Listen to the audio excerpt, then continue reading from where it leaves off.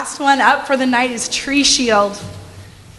Our product is for tree owners and provides a mechanical barrier that denies food to varmints that come into your trees and eat your fruit and cause damage. Oh no. Yep, this is personal to me. I have trees and I have raccoons and I fought with them and they hurt my dog and I've lost a lot of sleep. We went to the farmer's market yesterday and can only talk to about 14 people because once we got them engaged on the subject, they wouldn't stop talking. A couple of orchard owners were so engaged that we kind of had to move along. And one even pulled out his business card, wrote a cell phone number on it and said, when you get this ready to go, you give me a call because I'm ready. I'm ready to get to work with you. So what kind of problems are they facing? The same ones that we want to solve. So we're looking at lost fruit production, damage to the trees. We have problems with animals where they damage the animals, especially our dog got hurt quite a bit. While they can go to the store and purchase some of the goods themselves and try to install it, it's hard to do and it's expensive and it's not as good as our solution. And then lastly, it's expensive for people to try to get involved with this type of a solution. So our solutions revolve around shielding your tree with a mechanical barrier around the tree as you see here with this type of a solution. This means that raccoons just walk around your property. So we've been doing this for 3 years. We were up losing sleep all of the time. Now raccoons walk around our property and go elsewhere because there's no food for them. That means that we get to harvest all of our fruit and our trees are undamaged, which is just great. The real solution is that our mechanical barrier grows with the tree. So as the tree grows, it expands. You put it on once and it's a permanent solution.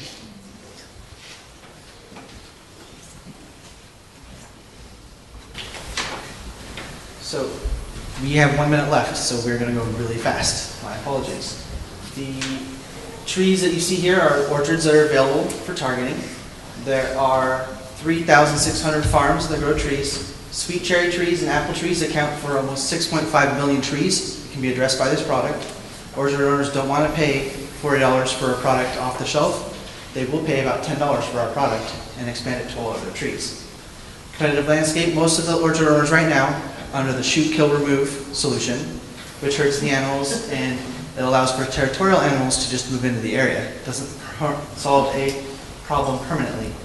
They can't do it yourself for multiple trees in an orchard, so offering a solution that we install it once for them and provide a maintenance and upkeep service is a solution for an orchard owner that would be the convenience factor that would allow them to do this. So the funding that we're looking at is getting into enough inventory to last this growth season for marketing and research and allows us to go to the premier gathering trade show in Portland in August. So sales channels would be arborists and pest control that are already out there doing this and can add it as a value to their service, and going to farmers markets to demonstrate their product. Market activities are along the same channels. Revenue streams are sales, install, upkeep, and retail sales directly to consumers and wholesales to wholesalers. Major costs, the variable cost right now, we've reduced it to $5 an item. We can reduce it with economies of scale down to $3.10. Did we do it? Okay. So under the economies of scale, we can achieve up to 70% on our profit margins. Milestones are the summer of field research, where we can get 300 items out into the field and actually verify from 3 years of research that going into each of the different 6 crops are not going to damage their trees themselves. So of the U.S. population of tree-producing fruit, 80% of them are on the West Coast. So we're primed right in this network to build this community and reach into this market. So we want to start in Roseburg, and we want to go by tree type and start with sweet cherries and apples and work our way from there. And I'm going to go right to our team. It's all 6 of us. And we'll work with Rain and Eugene for a 4-week accelerator course. And the Oregon Entrepreneurs Network is stationed in Portland, where the majority of these growers are. And that's how we're going to access that network. defend your fruit.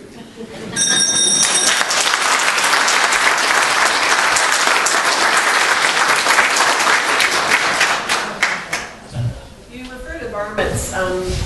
How would you address the issue of birds or deer? Currently, we only protect from ground attack.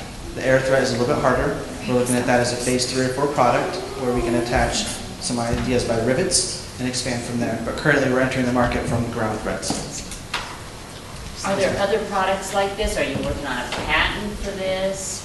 There are currently a patent item that they charge $42 for, which farmers aren't interested in buying, but it's a different type of patent that this doesn't infringe on. So we are not seeking a patent protection because we want to defend it by entering the market and creating market space, and we don't want to put our unique scale of spring design out before we get into the market. Have you spoken to some of the farmers in the area to see if they would be interested? Because I know my husband has a battle with raccoons. We all do that have fruit trees. So yesterday at the farmer's market, we spoke to 12 people, 12 individuals that would speak to us. They all said that they were interested and that they would seriously consider buying. We spoke with 2 orchard owners, and we can only speak to 2 because they wouldn't stop talking.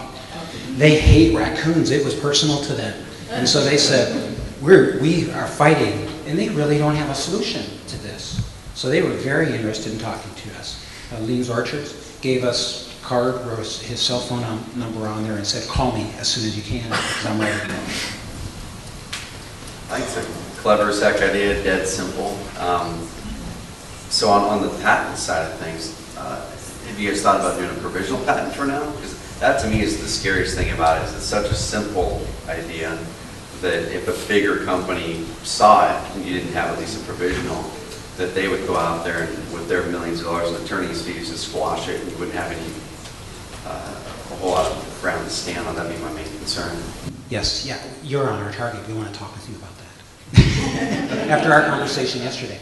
So we do want to talk with you about that, make sure we fully understand and then make the right choice. Are there any more questions?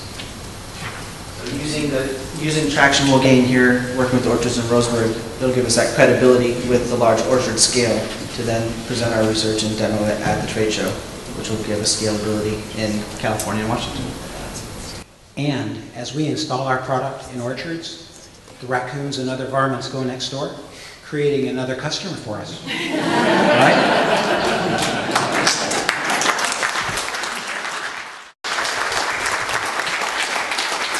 So there were 70 participants. Around half of you pitched an idea, which is an incredibly high percentage. Typically with Startup Weekend, there's a first place, and sometimes there's a runner-up. We have first place, second place, and third place, so that people know that they did a phenomenal job, because everybody did, but we'll tell you a little bit more of some of those details. So Kim and I together, we're going to announce through a round of we'll announce third place. They get a round of applause for a fantastic job. So if you'll come up here with me, we'll announce who third place is, but I need your help. Can you do a drum roll with me? And third place is Gaucho. Woo!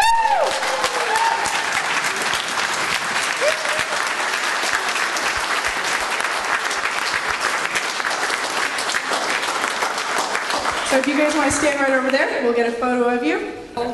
Drum roll, and I'll take a photo while you do second. All right, drum roll, drum roll.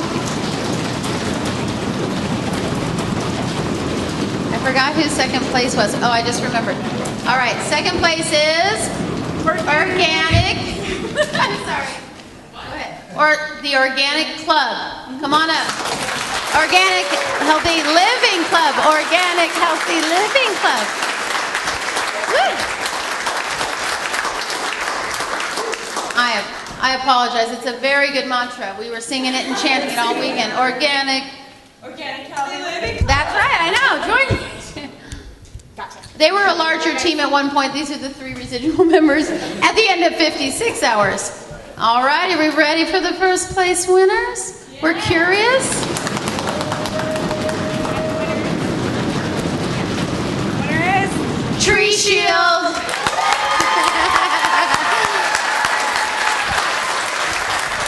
If you want to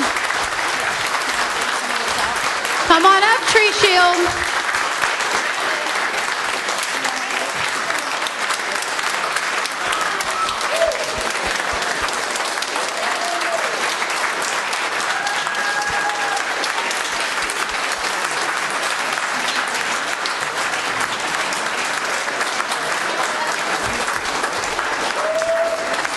Congratulations, winners. Here you get some amazing bags that are branded with Startup Weekend. You have incubator space as well as in-kind time with the coaches. I have your wonderful certificate right here. If you guys will join us right over there, we'll take a photo of you. And again, congratulations. All yours. Hello, hello. While they're taking the picture, I just wanted to say one thing really quickly. When we were down there judging, once again, there were a lot of ideas, lots of really great presentations. And when it comes down to implementing a business and making it happen, one thing that they did insanely great this was a part of it. They nailed every single question that we had.